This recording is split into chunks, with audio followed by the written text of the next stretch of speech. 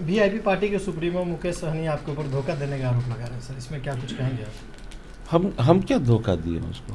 उसका क्या हैसियत है जो हम पर दोषारोपण करेंगे? जो हर दरवाजे से ठोकर खाए हुआ वो आदमी हरी सहनी को कहेगा? हरी सहनी जी का कोई वजूद नहीं है, कोई औकात नहीं है राजनीति में उनकी। अगर वो औकात है, उनको अगर कोई जगह मिल रहा है राजनीति में, भारतीय जनता पार्टी उनको जगह दे रही है, तो वो मुकेश सहनी है। मुकेश सहनी नहीं होते, नहीं तो वो किसी राजनीति के गलियारे में कहीं चमचाई करते हुए दिखते रहते कि जब ये मुख्यमंत्री सदन में होंगे, मैं इस सदन में कदम नहीं रखूंगा, और रखूंगा भी तो गांधारी के तरफ पट्टी बांधकर, लेकिन आंख पर नहीं कान पर पट्टी बांधकर। लेकिन जब बाहर निकला और तेजस्वी जी का जब बयान सुना तो देह में आग लग गया। वो बोले क्या? तेजस्वी जी बोले हैं कि ये सेक्स एजुकेशन का बात कर रहे थे। मैंने कहा कि यदि तेजस्वी जी को इतना लग रहा है कि सेक्स एजुकेशन का इनको इतना ही ज्ञान है, नेता, गरीबों के मसीहा, भारत के यशस्वी प्रधानमंत्री आज जनमानस के दिल में बैठ गए हैं। जिस प्रकार से जुमलेबाजी करके, झूठ बोल करके उन्होंने सत्ता में आए, किसी के खाते में 15 लाख रुपया आया क्या? किसी को रोजगार मिला क्या? महंगाई घटी क्या? भ्रष्टाचार खत्म हुआ क्या? नहीं हुआ। एक भी स्कूल खोले क्या? एक भी कॉलेज विश्वविद्यालय उन्होंने खोला क्या? कोरोना काल में 2 साल में आपने देखा, कोरोना का 2 वेव है। 2 साल कोरोना से लोग परेशान रहे। उस दौरान एक भी अस्पताल खुला क्या?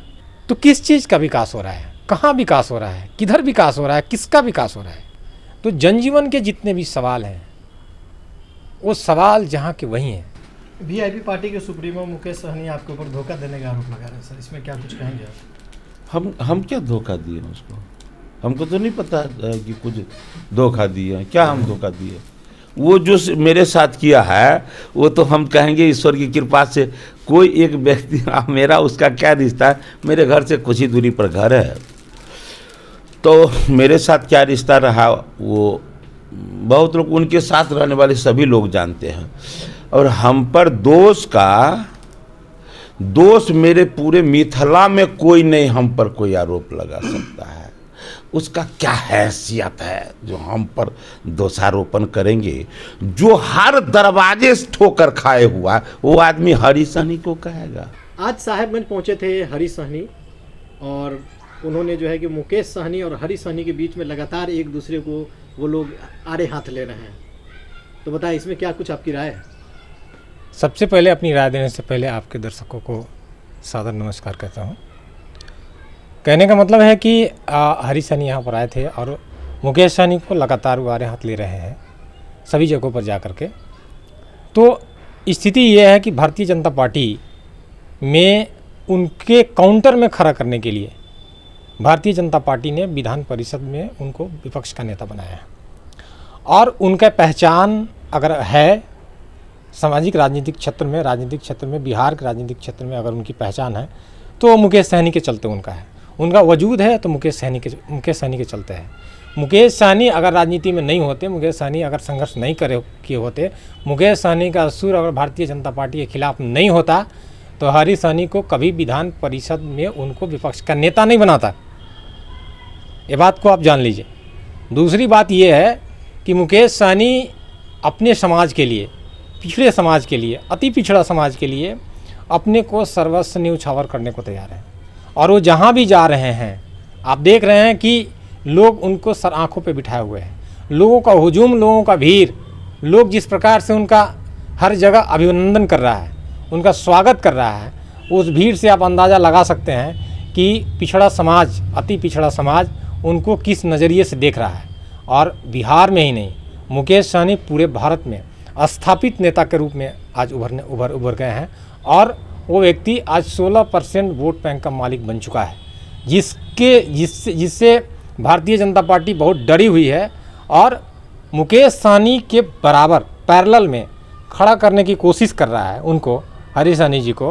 हरी सहनी जी का कोई वजूद नहीं है, कोई औकात नहीं है राजनीति में उनकी। अगर वो औकात है, उनको अगर कोई जगह मिल रहा है राजनीति में, भारतीय जनता पार्टी उनको जगह दे रही है, तो मुकेश सहनी है। मुकेश सहनी नहीं होते, नहीं तो वो किसी राजनीति के गलियारे में कहीं चमचाई करते हुए दिखते रहते।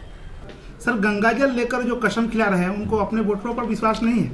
अब वोटरों पर विश्वास नहीं है, वो हर मंच से कहते थे कि मैं लड़ने नहीं लड़ाने आया हूं, यदि मैं लड़ने का बात करूंगा तो हमारे देह पर आप थूक दीजिएगा, ठीक है ना। तो उस समय में क्या बातचीत चलती थी, ये अंदरूनी बात थी, चूंकि हमारे बड़ी करीबी रहे, क्या रिश्ता रहा वो भी नहीं कह सकता। तो मैं कहता था तो कहते थे गुरुजी आप हमको भरोसा कीजिए, हम जो कह रहे हैं वही पूरा, और भी बात कहा करते थे, लेकिन नहीं बोलूँगा। तो जितना गिर कर वो बात करने लगते हैं उतना गिर कर हम बात करेंगे। ये हमारे इस जन्म में नहीं होगा, आगे जो हो। 2024 के लोकसभा चुनाव को लेकर क्या कुछ कहेंगे सर इसमें? 2024 में देश के आम लोगों को यह एहसास हो गया कि दुनिया के सबसे लोकप्रिय नेता, गरीबों के मसीहा, भारत के यशस्वी प्रधानमंत्री आज जनमानस के दिल में बैठ गए हैं। आज जनमानस मान लिया है ऐसे ही प्रधानमंत्री से दुनिया में भारत का नाम रोशन होगा और गरीबों का कल्याण होगा। कोई क्षेत्र नहीं है जिसमें आज हर तरफ विकास हो रहा है।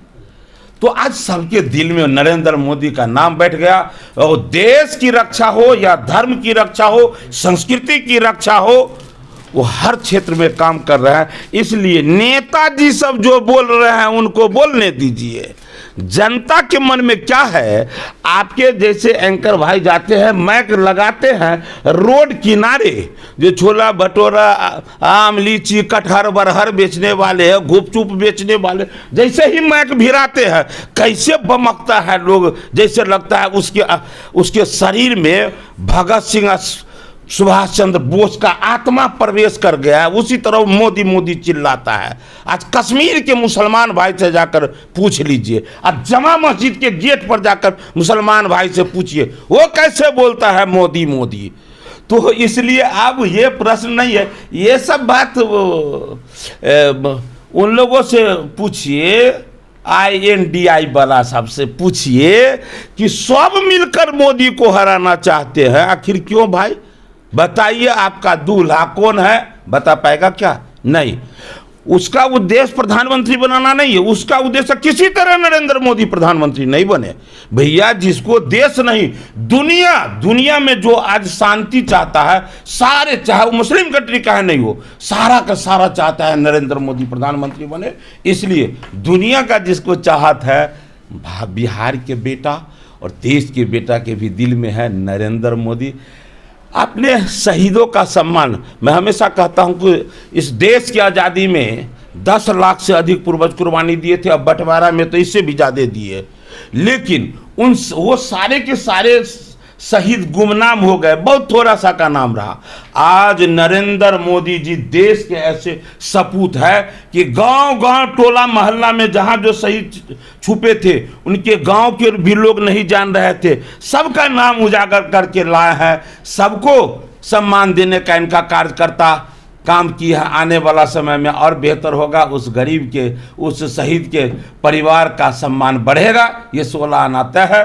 तो जो ऐसा काम करते हैं प्रधानमंत्री, झंडोत्तोलन की बात होती है तो पूरे विश्व में जितना झंडोत्तोलन, राष्ट्रीय ध्वज भारत में, मैं भाजपा की झंडा की बात नहीं कर रहा हूँ, राष्ट्रीय ध्वज जो गिनीज बुक में नाम लिखा है, किनके कार्यकाल में? नरेंद्र मोदी के कार्यकाल में। गरीबों के लिए सबसे अधिक योजना चला किसके कार्यकाल में? नरेंद्र मोदी के का। विश्व में जिस भारत को घोटालों का देश कहा जाता था, आज उस भारत को चरण चूम रहा है दूसरे देश के राष्ट्रपति प्रधानमंत्री कि इसके कार्यकाल में, नरेंद्र मोदी के कार्यकाल में। क्या लग रहा है कि सब दुनिया जो है विद्वान हो गया, बिहार का बेटा, अब भारत का बेटा सब इतना भूसकौला हो गया कि कहेगा कि नहीं, इस नरेंद्र मोदी को हम सबके जुबान पर है नरेंद्र मोदी। इसलिए तीसरी बार वो पुनः बैठ रहे हैं। ये सभी जनता तय करिए। भारतीय जनता पार्टी का कार्यकर्ता नहीं, आम जनता कहती है, ये हम लोगों को कहने की आवश्यकता नहीं है। क्या इस बार भारतीय जनता पार्टी मुस्लिमों को टिकट देगी संसदीय क्षेत्र में? आप किससे बात कर रहे हैं? ये पता है ना कि हम भारतीय जनता पार्टी के हैं। जो निर्णय हमारे शीर्ष के नेता को लेना है वो शीर्ष के नेता लेते हैं। ये RJD और JDU नहीं है कि जो एक लीडर कोई कह दिए कि फलाना को टिकट मिलेगा तो तय, ये सब भारतीय जनता पार्टी में नहीं। ये तो होता है वो और पार्टी में होता है कि एगो बाबू कह दिए तो फिक्स, सबका यहाँ साथ, से नहीं सबका होता विकास की बात है ही बिल्कुल है ही। ये निर्णय जो देखिए हमारे शीर्ष के नेता बैठे हुए हैं। अच्छा बताइए, मैं नेता प्रतिपक्ष बनाया गया, मुझे पता था क्या? मैं आज तक कहीं एक जगह कहीं बोले होंगे क्या? बोले भी नहीं। पार्टी को लगा कि नहीं इस समाज का भी भागीदारी होना चाहिए, वो बना दिए। तो इसलिए भारतीय जनता पार्टी इसीलिए तो दुनिया की सबसे बड़ी पार्टी कहलाती है, जो सबका साथ, सबका विकास, सबका विश्वास। वो कहते नहीं है सिर्फ, वो प्रयोग में भी आता है। कुछ लोग बात करते हैं लेकिन वो केवल कथनी में होता है, करनी में नहीं होता है। भारतीय जनता पार्टी का कथनी और करनी लगभग बराबर। हरी सहनी जी साहेबगंज आए थे और उन्होंने मीडिया से बातचीत करते हुए उन्होंने कहा कि सबों के दिल पर नरेंद्र मोदी जी राज कर रहे हैं और लोकसभा चुनाव में काफ़ी बहुमत से मतलब कि जीत दर्ज करने की उन्होंने बात कही है। क्या इसमें आपकी राय है? नरेंद्र मोदी इस देश के प्रधानमंत्री है, हमारे भी प्रधानमंत्री है, ये सबके प्रधानमंत्री हैं। भारतीय जनता पार्टी जो आम मास में जो पार्टी है, भारतीय जनता पार्टी, उसको संचालित कौन करता है, कहाँ से संचालित होती है? उसको गाइडलाइन, उसको संचालित करने वाला आरएसएस है, राष्ट्रीय स्वयंसेवक संघ के निर्देश पर भारतीय जनता पार्टी के जो प्रधानमंत्री है, उसका जो कैबिनेट है, उसके आधार पर, उसके बनाए गए ब्लूप्रिंट पर के नक्शे कदम पर वो काम करती है। तो जिस प्रकार से जुमलेबाजी करके, झूठ बोल करके उन्होंने सत्ता में आए, उन्होंने कहा कि जब हमारी सरकार बनेगी इस देश में 2 करोड़ नौजवान को प्रतिवर्ष रोजगार मुहैया कराएंगे। उन्होंने कहा कि इस देश के अंदर में जितने भी काले धन हैं, जितने भी भ्रष्टाचारी हैं, जिनके बैंक अकाउंट विदेशी बैंक में, स्विस बैंक में हैं, सारे पैसों को हम विदेश के अंदर में लाएंगे और सारे पैसों को आम जनता तक पहुंचाएंगे। प्रति परिवार 15 लाख रुपया देंगे। नहीं, किसी के खाते में 15 लाख रुपया आया क्या? किसी को रोजगार मिला क्या? महंगाई घटी क्या? भ्रष्टाचार खत्म हुआ क्या? नहीं हुआ। तो जनजीवन के जितने भी सवाल हैं, वो सवाल जहाँ के वही हैं, समस्याएं बढ़ती चली जा रही है। और सिर्फ भारतीय जनता पार्टी के लोग एक भी स्कूल खोले क्या? एक भी कॉलेज विश्वविद्यालय उन्होंने खोला क्या? कोरोना काल में 2 साल में आपने देखा, कोरोना का 2 वेव है, 2 साल कोरोना से लोग परेशान रहे। उस दौरान एक भी अस्पताल खुला क्या? नहीं ना खुला। तो किस चीज़ का विकास हो रहा है? कहाँ विकास हो रहा है? किधर विकास हो रहा है? किसका विकास हो रहा है? इस देश के जितने भी सरकारी संस्थाएं थी, तमाम सरकारी संस्थाओं को इस देश के अपने मित्र पूंजीपतियों के हाथों में कौड़ी के भाव में हवाले कर दिया, बेच दिया। इस देश की संपदा को, इस देश की अर्थव्यवस्था को इन्होंने कंगाल बना दिया है। महंगाई बदस्तूर बढ़ती चली जा रही है। आम आदमी आम वस्तुओं की पहुंच से बाहर जा रही है। उनके जीवन गरीबी के समुद्र में डूबता चला जा रहा है। हमारे बच्चों से शिक्षा छीनाता चला जा रहा है। रोजगार के कोई अवसर नहीं है। जब सब चीज़ का निजीकरण हो जाएगा तो हम सरकारी संसद भवन लेके हम क्या करेंगे? सरकारी गृह मंत्री और सरकारी प्रधानमंत्री लेके हम क्या करेंगे? सब कुछ जब बिक ही जाएगा तो इनके पास कोई मुद्दा नहीं है, इनको विकास नहीं करना है। ये धर्म के आधार पर, ये जुमलेबाजी करके, ये हिंदू मुसलमान करके, दंगा फैला करके, भाईचारा ख़त्म करके, ये सब कुछ ख़त्म करके, लोगों को आपस में बांट करके, हिंदुत्व के नाम पर ये फिर से सत्ता में जाना चाहते हैं। राम मंदिर के नाम पर सत्ता में जाना चाहते हैं। तो राम तो सबके लिए है, हम राम का सम्मान करते हैं। लेकिन जब हमारा तिरंगा खतरे में चला जाएगा, संविधान ही खत्म हो जाएगा, आज़ादी का मूल्य खत्म हो जाएगा। देश को आज़ाद कराने के लिए 32 लाख लोगों ने जान दे दी, काले पानी की सज़ा हुई। उनके बलिदान पर इस देश को आज़ादी मिली, देश को संविधान मिला, इस देश को तिरंगा मिला। अगर ये नहीं रहेगा तो इस राम को पूछ के हम क्या करेंगे? भाजपा नेता का मानना है कि जो शहीद हो गए, गुमनाम हो गए थे, नरेंद्र मोदी जी के द्वारा जो है कि उनके नाम को फिर से उजागर किया गया, गांव-गांव, पंचायत-पंचायत, बस्ती-बस्ती में। इनको पता नहीं है कि अंग्रेज़ों के खिलाफ चंद्रशेखर आज़ाद ने जो लड़ाई लड़ी, हिंदुस्तान रिपब्लिकन आर्मी HRA के जो चीफ रहे, उनकी माँ भीख मांग के मरी है। उनकी माँ भीख मांग के मरी है। भगत सिंह जैसे शहीद आजम के नाम पर आज राष्ट्रीय अवकाश नहीं है। उनको ये लोग याद नहीं करते, उनके बलिदान को याद नहीं करते। ये भीमराव अंबेडकर को नहीं मानते, उनके द्वारा लिखित संविधान को नहीं मानते। आप समझ लीजिए इस बात को। तो हम क्या करेंगे इनको? ये देश को ख़त्म करना चाहते हैं। देश के 80% लोगों से इस देश को छीन लेना चाहते हैं। इनकी ये साजिश है। नहीं, ये लोग तिरंगा को पसंद नहीं करते। ये भारत माता की जय बोलते हैं, ये झूठी भारत माता की जय बोलते हैं। प्रखंड के तमाम पंचायतों पर तो सर ये देखा जा रहा है, पंचायत भवन पर मेरा माटी मेरे देश जो है कि तमाम क्षेत्र में जो भी शहीद लोग हैं उन लोगों का वहाँ पर सम्मान किया जा रहा है। ऐसा मतलब कि कई जगहों पर देखने को मिल रहा है। इसमें आपकी क्या मतलब कि जब चुनाव आता है, जब चुनाव आता है तब कुछ न कुछ ढूंढ लेते हैं ये लोग। शहीदों का ये कितना सम्मान करते हैं ये हम लोग को पता है, हम लोग को पता है। खास करके क्रिकेट, ये पहले तो नहीं कहा कि भारतीय टीम कैसा जज्बा दिखाया, लगातार वो कैसे जीतते आया है। लेकिन खेल आपका बच्चा हो या मेरा बच्चा हो या भारत का पूत खेल रहा हो, खेल किस समय करवट लेगा किधर, और इस बात को लेके आप थोप रहे हैं।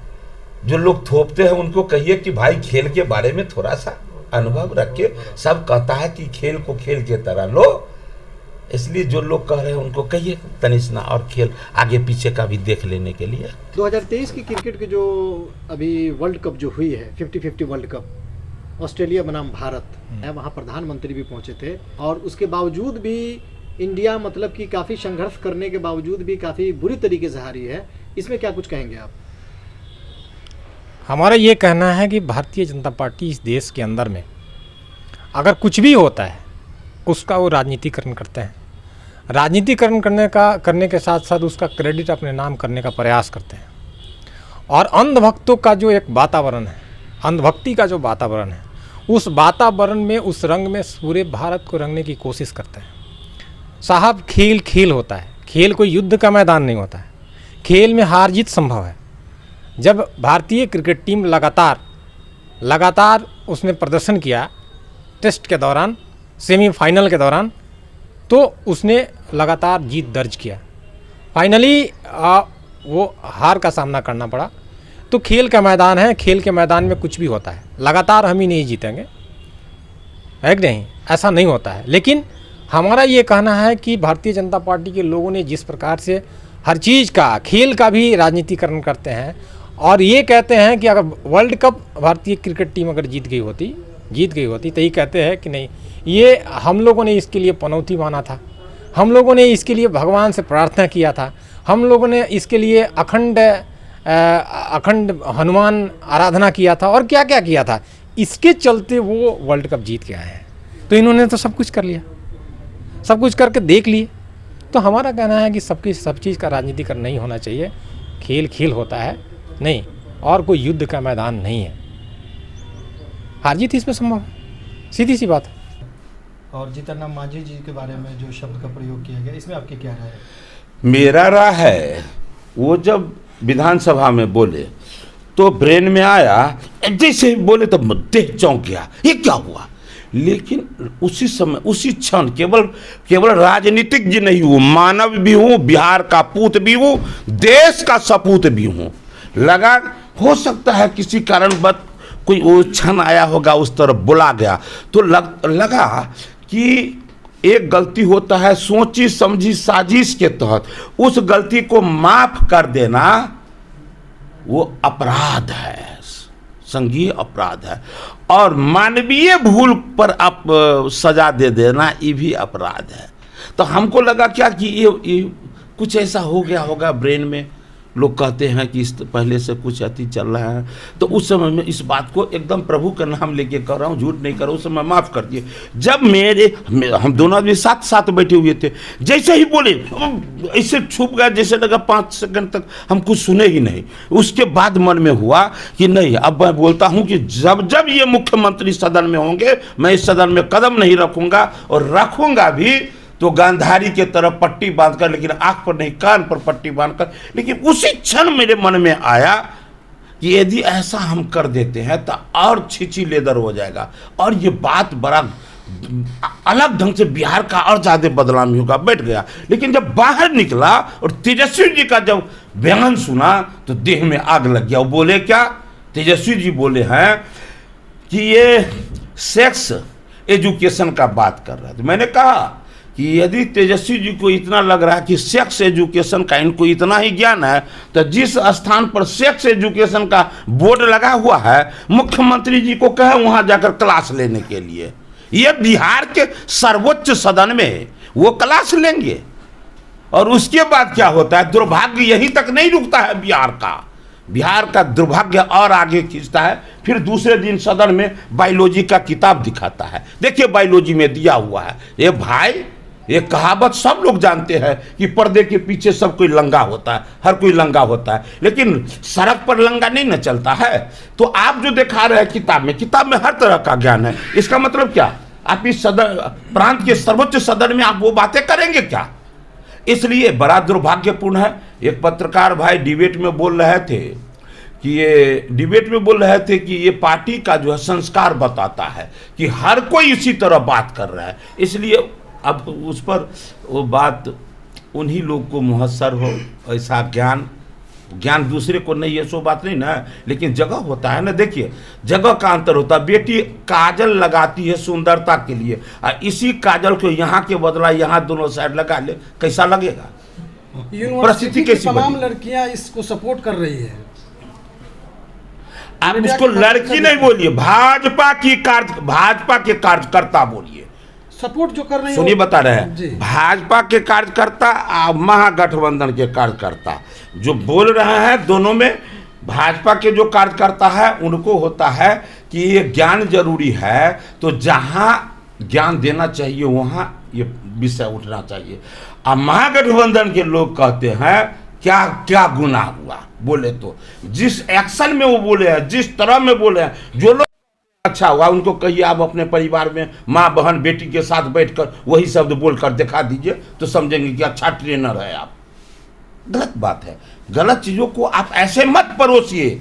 और संस्कार की बात करेंगे, वर्ल्ड की बात करेंगे, दूसरे जगह के संस्कार में और भारतीय संस्कार में जमीन और आसमान के में अंतर होता है। और फिर आप यहाँ इस संस्कार को इस तरह से लादना चाहते, मैं थोड़ी कहता हूँ कि ये ज्ञान जरूरी नहीं है। सवाल है जगह का। मैंने क्या कहा कि काजल यहाँ लगाते हैं, यहाँ लगाएंगे तो कैसा लगेगा भाई? इस बात को तो समझिए, बच्चा जानते हैं जगह स्थान समय सबका अंतर होता है।